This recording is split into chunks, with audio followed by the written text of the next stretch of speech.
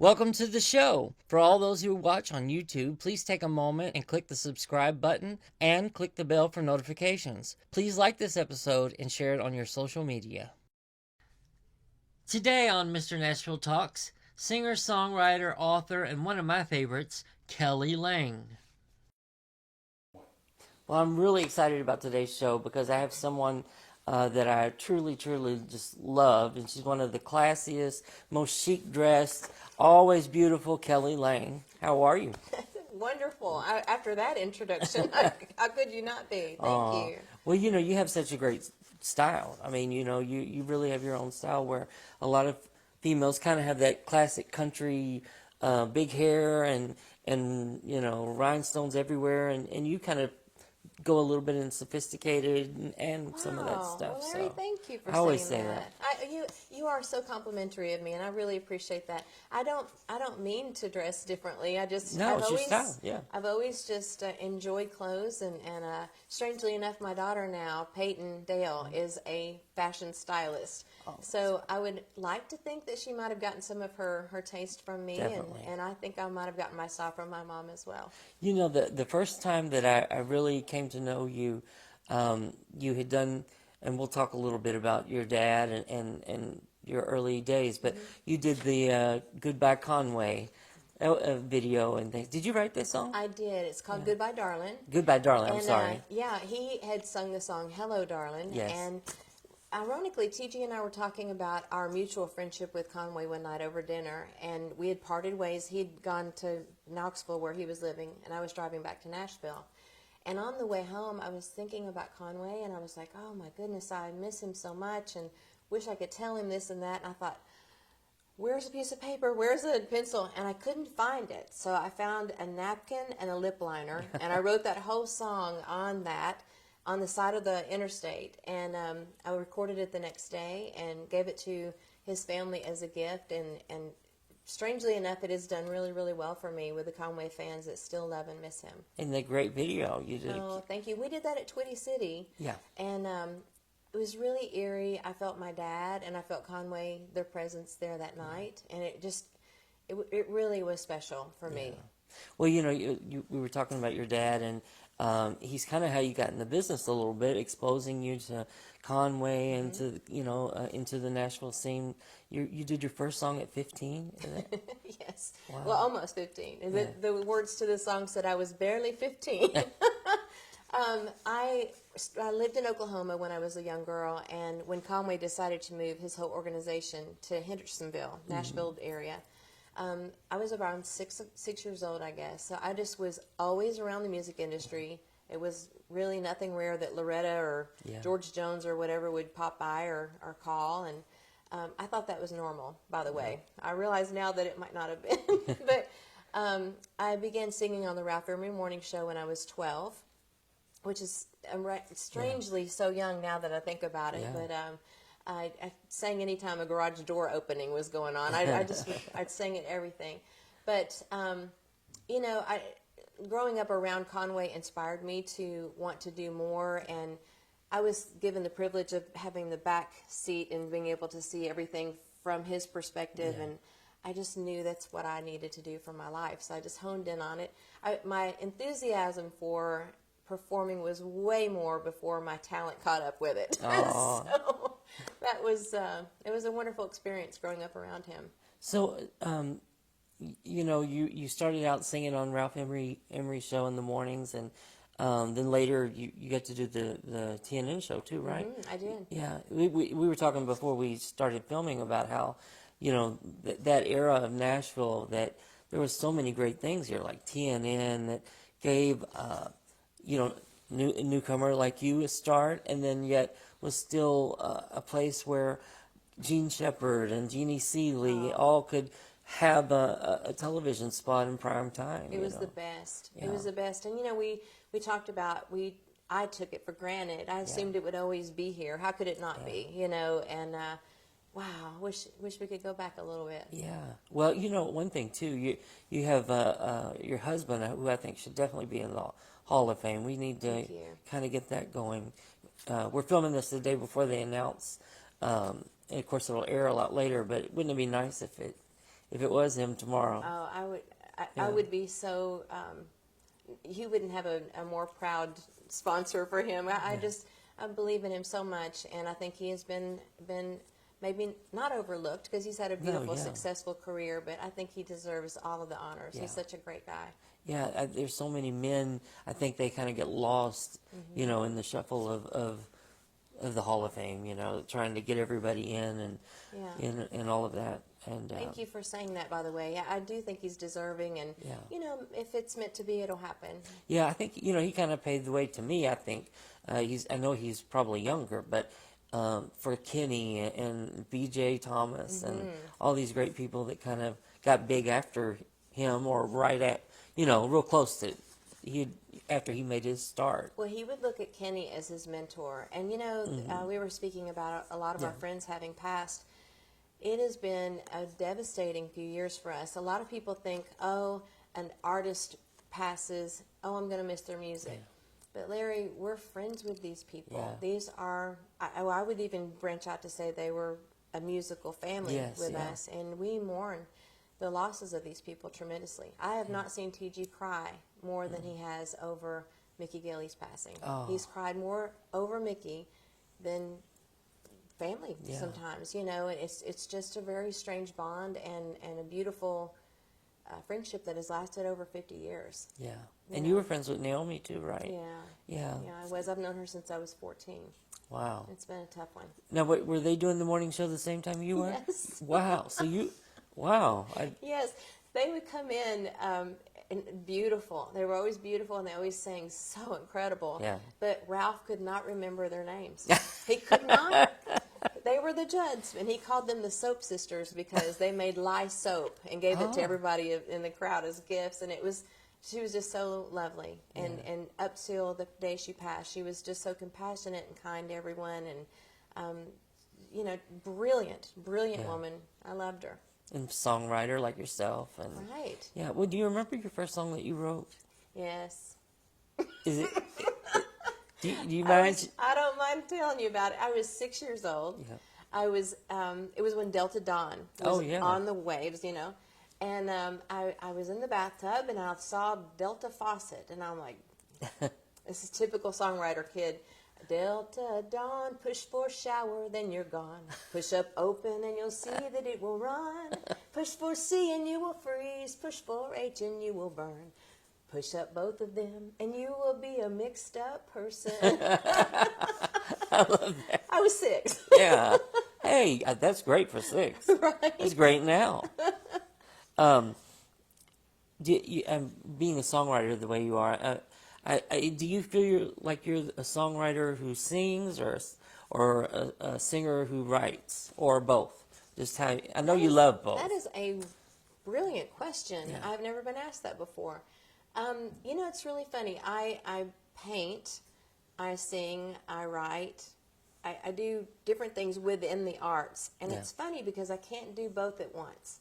Yeah. If I'm writing, I can't paint. If I'm painting, I can't write. If I'm singing, like recording an album, I can't even think about writing.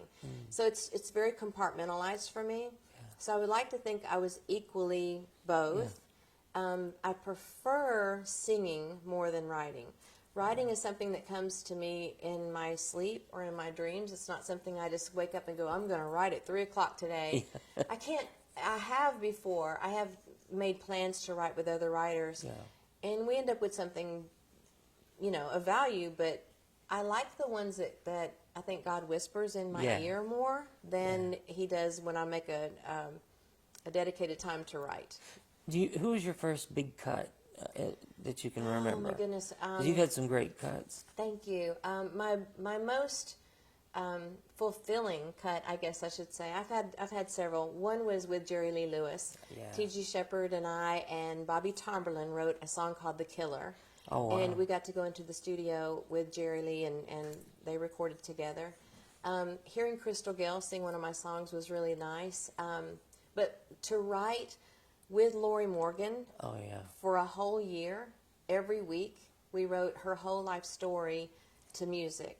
Wow. And it's a very colorful album. It's called I Walk Alone. Yes. So that was a really fulfilling total project for me that I'm really grateful for. Well, she was probably also one of your peers too, like the Oh, Judds and You know, if not for Lorrie Morgan, you and I wouldn't be sitting here. yeah. She pulled me out of what I thought was never going to be recording again. I was working at Dillard's, Larry. Yeah. I was selling fragrance, you know, and doing the morning show. And she came in one day. She goes, "How's your career going?" I go, "Really? You think I'd be doing this if it was going well?" And she gave me her number. Of course, we were friendly, but not buddies, you know, Yeah. at that time. And she took me into the studio and recorded me with Richard Landis, and gave me the gift of encouragement to continue. And she paid for my photo shoot and my clothes and getting my hair done Wow. for, you know, a television appearance. And people don't know that about her. She is very, very encouraging and loving and supportive of people that are needing to come up underneath her. Yeah, you kind of have a little Loretta Patsy. We Remember do. that story? It's We kinda- do. And she gets mad at me because I talk like Loretta. Sometimes I imitate Loretta. And I always tease her. I go, I'm gonna take you shopping when I get back home. She goes, "Shut up. Don't say You that." sound like her. Oh. Now, who was your most memorable cut that it really means something to you? Would it be the Jerry Lee cut or The most memorable, you know, TG did an album several years ago. It's called Legendary Friends and Country Yes. Duets. And that was a remarkable project for me in particular because the producer of that album didn't know that I wrote. Had no clue that I had written anything. And I put a different name on these songs, and I slid them to the producer as, you know, he chose 10 of my songs for that project. And I was blown away. Of course, I was really grateful to be able to tell him, "Hey, it was me all along," you know, but to be chosen randomly for something like that. And I'm really excited, all full circle moment. I just heard yesterday that Lorrie Morgan is cutting a new song of mine. Oh, that's awesome. So there's a lot of, it's just a lot of really fun things going on, and it always matters. Yeah. Well, you know, you've had a lot of joy, and you've also had a lot of struggle.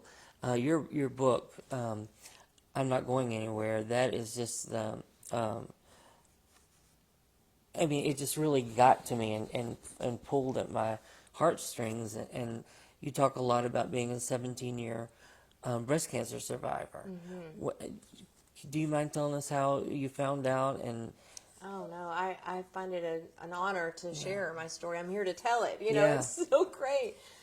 You know, I was 36 years old, Larry, and I was a single mother. My children were 9 and 13. yeah, And I was just dating TG, and we hadn't even talked about marriage or anything. So I really thought this kind of sentence would break us apart. Most couples tend to either get closer together, or the guy can't handle it, or whatever, you know.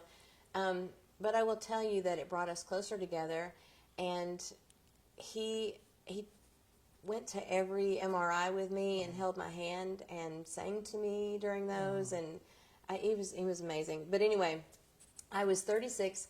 I was watching the Oprah Winfrey Show, and there was like Breast Cancer Under 40 Awareness Day, and I kept changing channels. I didn't want to hear about that, you know, and I couldn't find anything else better that I would rather watch.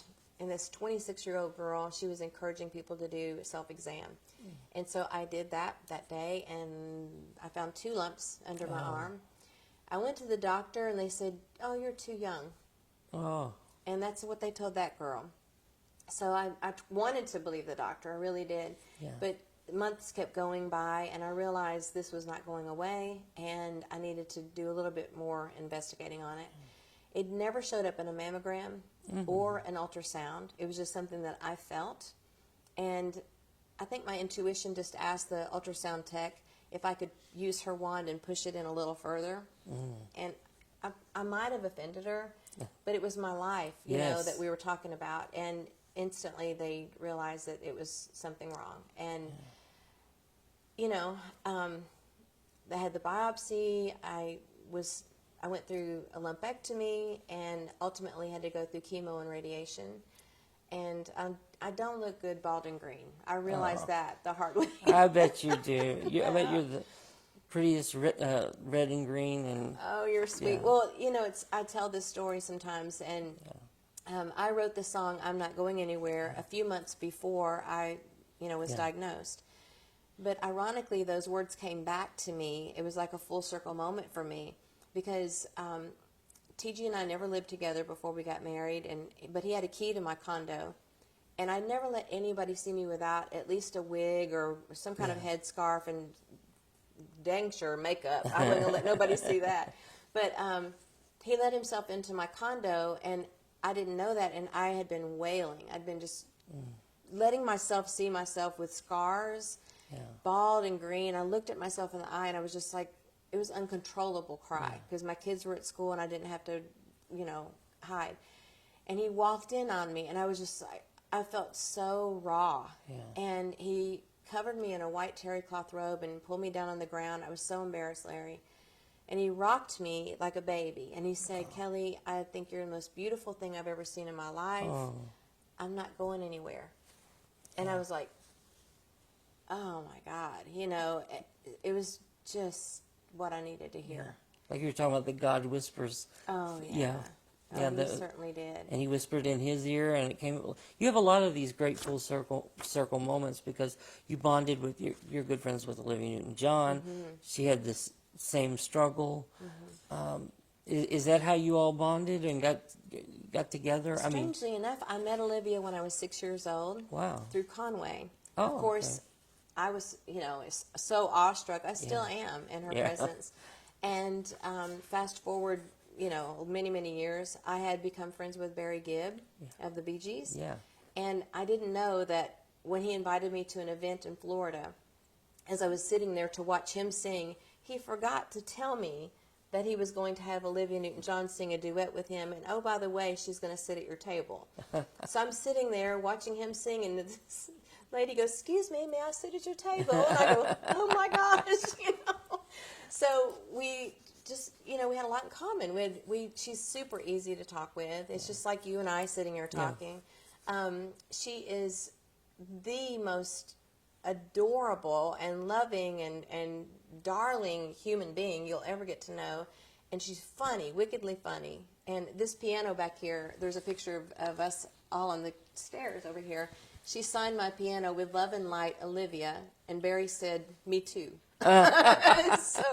But she and I did bond over our cancer situation. However, when she asked me if I had gone through chemo, I said, yeah, but I was a little renegade. I dropped out a little early. I couldn't finish it. And she said, chemo dropout. Didn't skip a beat. I love that. Yeah, she's a doll. And she's one of those, too, that, when she came to town, it was, you know what I'm saying. It was in the middle of traditional country meets the pop era, and that was kind of a rough time. You weren't born by then, were you? I was born, and I was well aware. Well, that was when you were 6, probably. I was 6, yeah. That's about the time when she was coming around. But it's really strange that she has had so many genres that she has touched. She is iconic, but she has no clue. Right. She has no idea of her impact. It's down to earth. Yeah. When you go shopping with her, she's just like your girlfriend shopping. She doesn't. And people just are just blown away when they get to meet her, and I was too. And like I said, I'm still in awe of her. But she puts you at ease very quickly. Have you got to write together? No, we've not written together. It's a strange. You know how when you're bonded in the heart, you don't have to see each other every week, or don't even have to talk every week.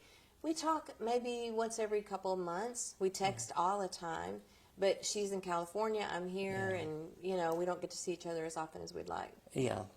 Well, I bet you, if you ever do, it'll be a great one, I know. Oh, thanks.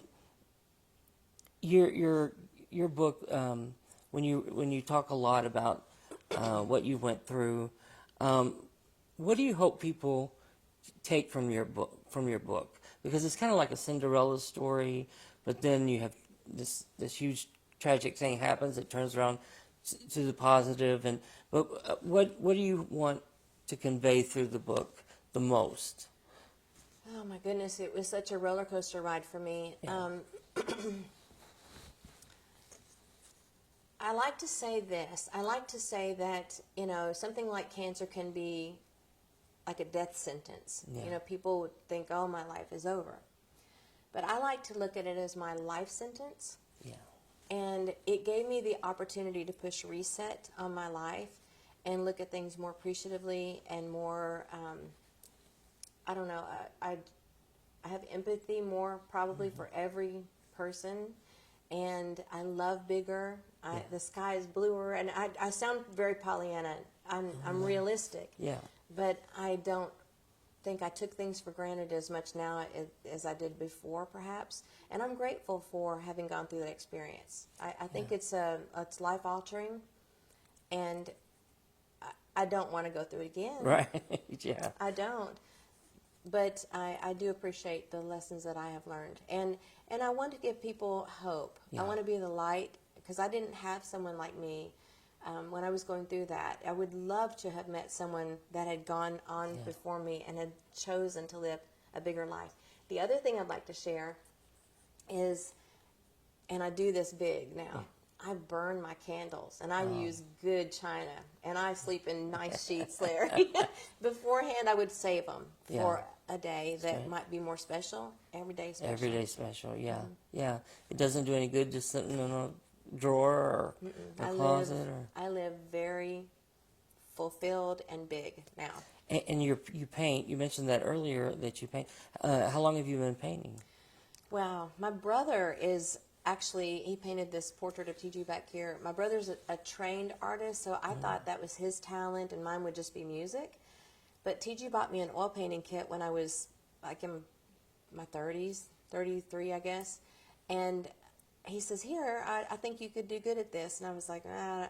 But the first thing I painted was like a little coffee cup. You know, he wrote the Folgers commercial theme song. And I thought that would be a good little gift to give back to him, and I never thought I'd paint again. But the lady that framed it wanted to buy it from me, and I'm going, huh. That's when you know it's good, yeah. Yeah, so it just was encouraging to have, continued. It's not something I do all of the time now. I do it more for gifts or, an auction kind of thing. But it's an interesting thing I didn't realize I could do, but part of the arts. And your arts ended up in some pretty famous people's hands. You mind telling us how, like Oprah, and how did this come about that they got the art? I was, I had finished a pilot that I had created, and I was pitching it to OWN Television. And the gentleman that was helping me pitch this show to them, he had actually gotten Oprah on Chicago television. He was part of the origination of that. And because this pilot had something to do with pets, he said, the best thing to do is to paint her dog Sadie. And I go, oh, no. And he goes, really, she will love it. And she did. Oh. She did not take the pilot, but she took the painting. Oh, well, whatever. Yeah, you got a little bit out of it anyway. It's okay. Yeah. I can say that I have a painting for her. That's right. That's right. Well, and you got to do so many other great things, too, so I did. Since then. So how is your faith really important to you? Do you have a strong faith? I don't know how anybody gets through life without, believing in God. Yeah. I really don't. I mean, it's just that simple. Yeah.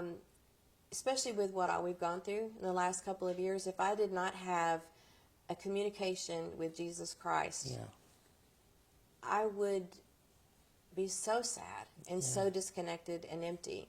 But because I know I'm not alone, I'm not afraid, and I don't. I think I can handle. You see things so tragic on the news, and you see all these wars and rumors of wars, like we're promised. Yes.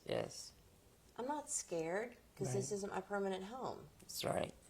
And I'm good. Yeah. And I've lived a really beautiful life, and if that's it, thank you, Jesus. Well, you have another friend, Xoxo. You want to tell us about this lady? Yeah, I wanted to get that part. Yeah, absolutely. Xoxo is a alter ego, I guess is the best way to transcribe that. But Lorrie and I were riding one day, and we were talking about what we called fanfare. Of course, it's changed to CMA Fest. In my head, it's fanfare. Me too. Speaking of I won't change. Yeah, but me either.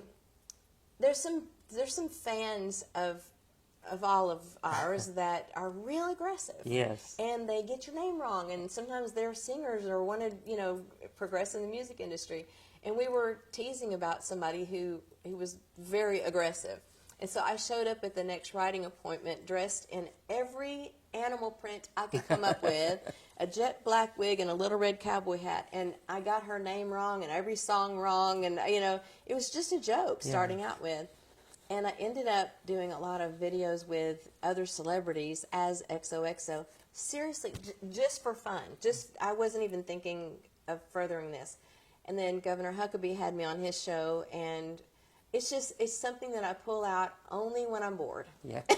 Well, yeah, you have a lot of enjoyment from that, I know, because it's something, you get people to laugh and just, knock the serious stuff down a little bit. And Laughter is so healing. We need it, especially coming out of this pandemic, and oh man. Well, I keep thinking that I should put her away, but I have had so many people go, I was really blue until I went on YouTube and found her, and I'm like, oh my goodness, I think it's crazy. But it's funny is I'm more like EXO, really, than what you see here. I would love to be able to get by with the things that she gets by with. Well, I'm sure you have a lot of great things that you got in store. What are some of the new projects you have coming out?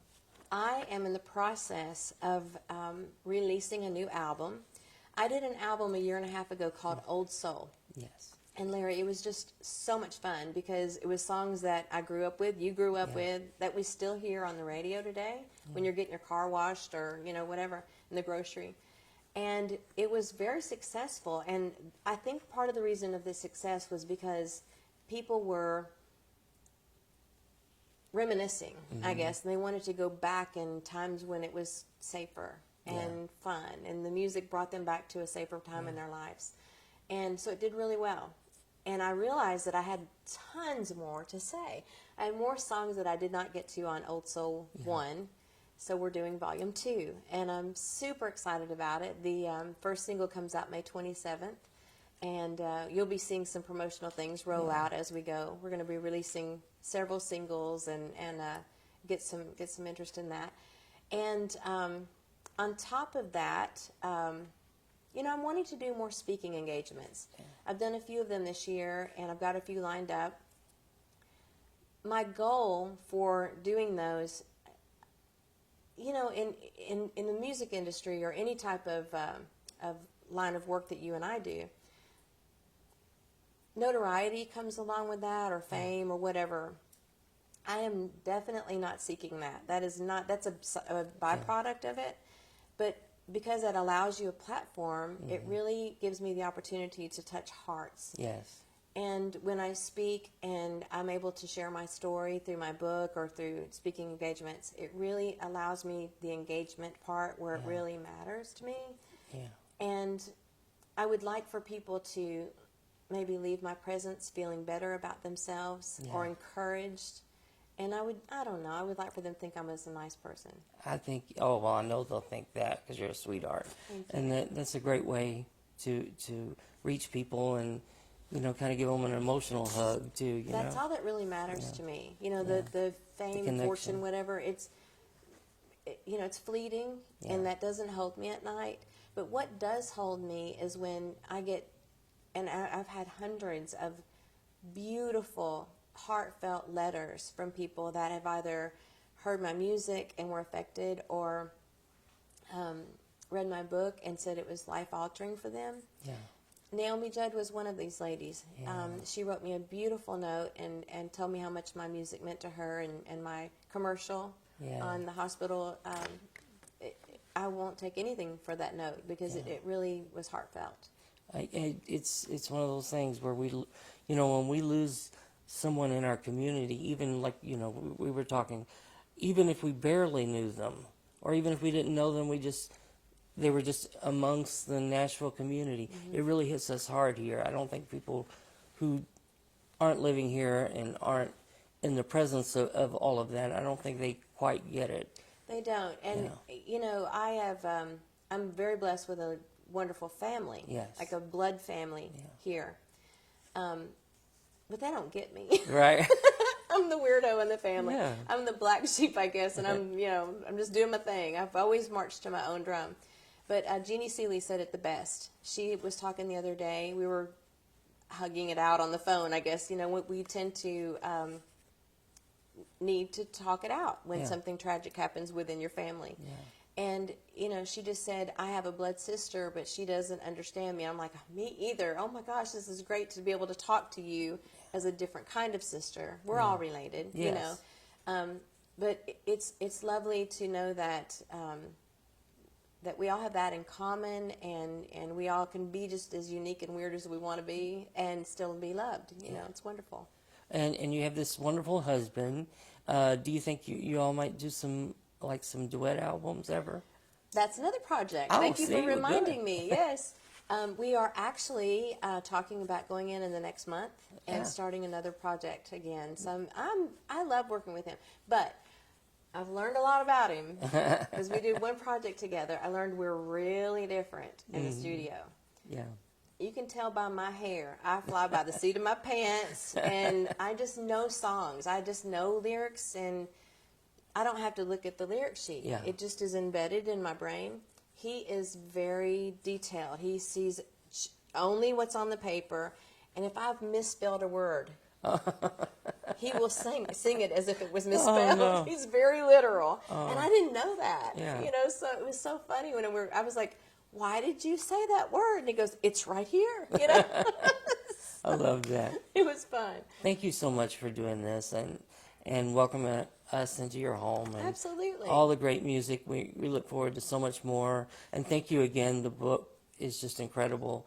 And we want everybody to get that. I'm Not Going Anywhere. It will really pull your heart. And it did mine. Thank so you, I know Larry. it will bless a lot We of have other it available people. on Amazon, but if you're like me, I want a hard copy Yes. in my hand, and I want it signed. Yes. So I encourage your viewers to go to kellylang.net, Awesome. and they can check out that plus the new All music your coming as music. soon as possible. Yeah. Thank you so much. Thank you. You're a doll. Subscribe to our mailing list and you could win a CD or DVD project by today's featured artist. To enter, please go to www.mrnashvilletalks.com and enter your email address. While there, take a look around, browse through our music store. Our show is totally funded by viewer support. Every t-shirt or music purchase from our store helps bring us new shows for you.